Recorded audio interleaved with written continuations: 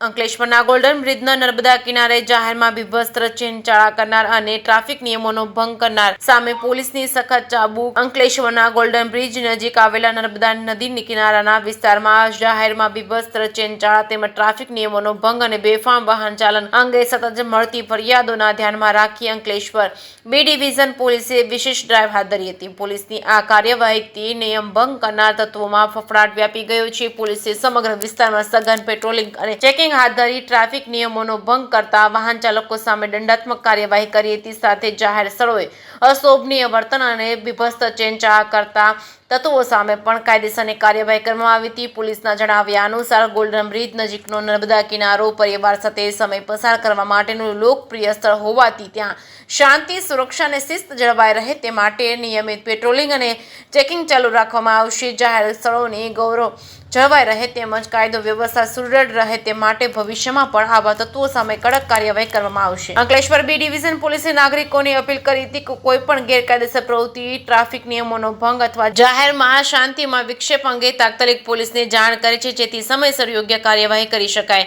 કે સિંગુદત સાથે કેતન મહેતા, ભરૂચ। ભગવાનભાઈ પટેલ, જૂના બરબારા બેટના સરપંચ।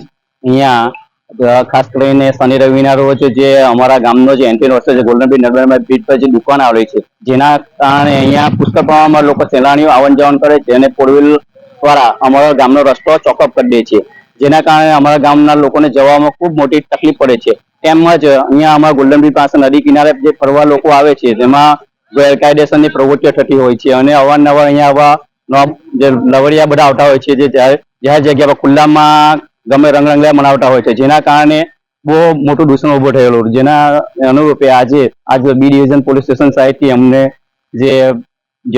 જેના સાહેબ લોકો આવીને અહીંયા જે દૂષણ દૂર કરેલું છે જે બદલ એ લોકો શ્રીનો હું આભાર વ્યક્ત કરું છું।